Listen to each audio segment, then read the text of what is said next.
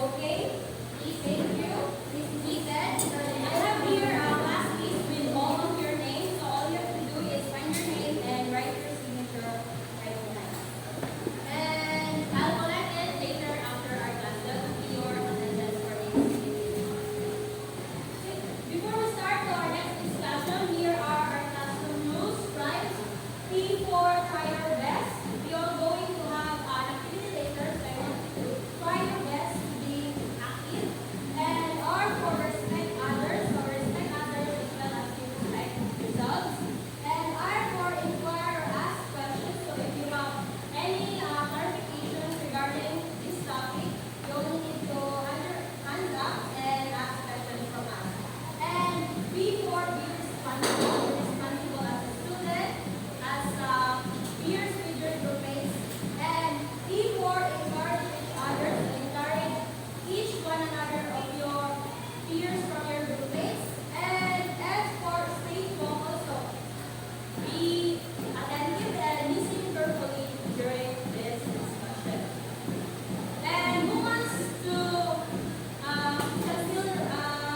remember what was our last topic, last meeting?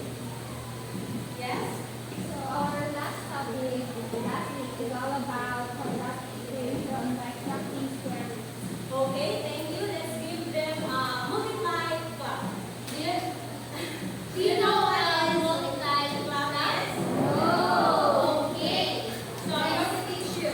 The multiply clap is multiply, multiply, multiply, multiply. Okay?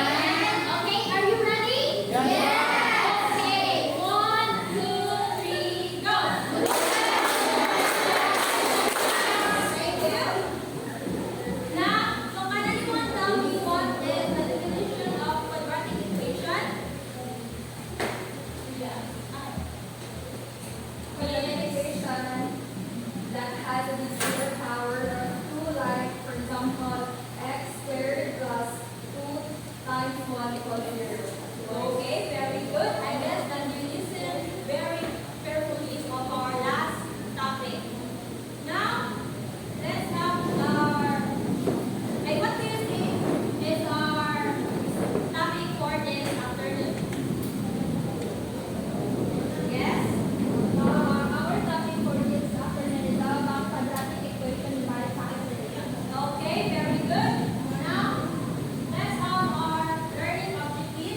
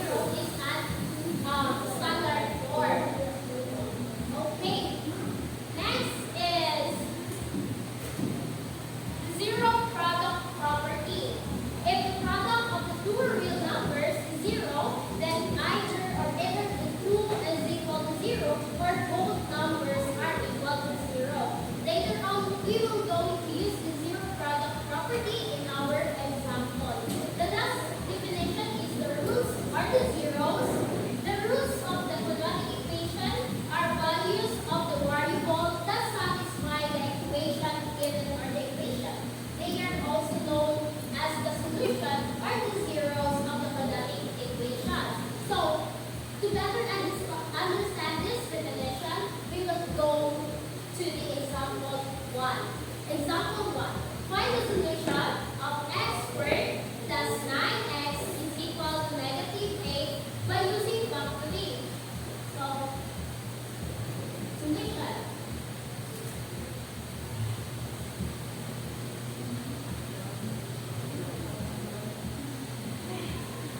So, this is the solution. First, we need to transform the quadratic equation into the standard form if it is necessary. It is necessary because this equation, or the given equation in the example 1, is not in the standard form. When we say in standard form, it is the 8 in the form of this one. Ax squared plus bx plus c is equal to 0. So, we transform this equation and it becomes x squared plus 9x plus 8 is equal to 0. Then, factor the quadratic equation. As by definition of the quadratic equation, we can multiply this one, c8. The value of a is 1 and the value of c is 8. So, 1 times 8? Yes, 8. What are the factors of 8? 1 times 8? 2 times 4? Yes, that's good. Yeah, 4 times 2. That's okay. And as stated in factory, 8, when we multiply 8 plus c, 8 times c, it equals c.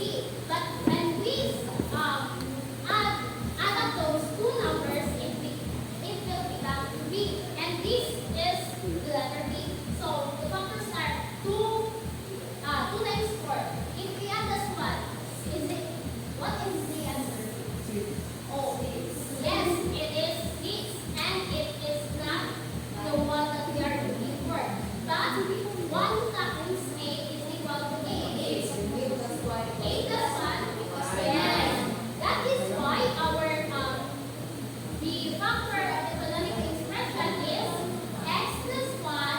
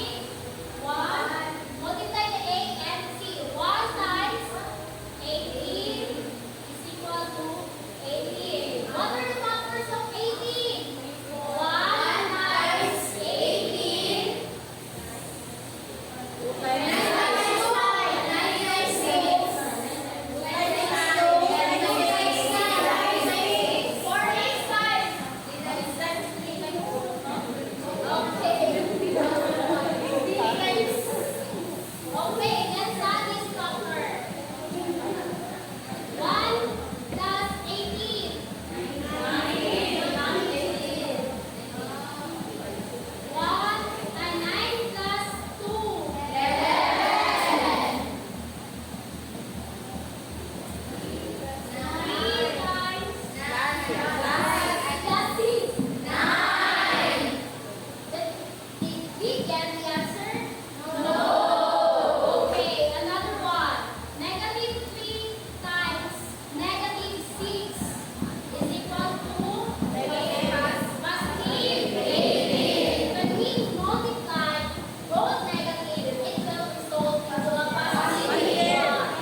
So, negative 3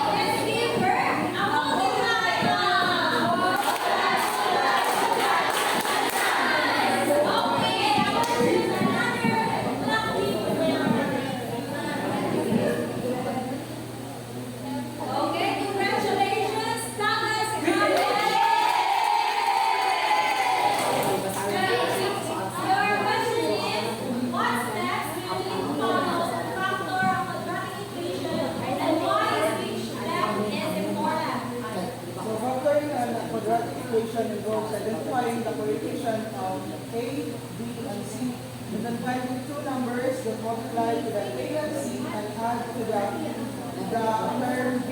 Then the writing the equation using these numbers and grouping terms, then factoring by grouping, and each step systematically break down the equation and making it easier to find factors and solve the problem. Okay, very good. Let's give her ID.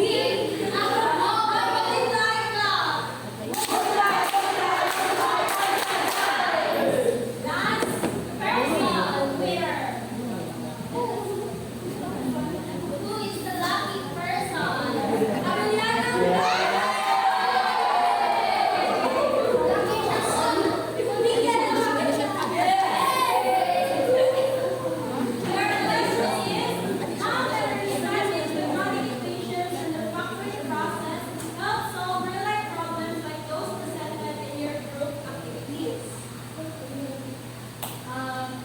Understanding and applying quadratic equations and the factoring process can help in solving real life problems, and it also magamit ko sa engineering and sa Yes. Okay, thank you. Let's proceed to our short quiz. Instruction. Read following equation carefully and use the letter that corresponds to your answer. The link of the quiz was already in your group chat. So, you'll only have 3 minutes to answer that one.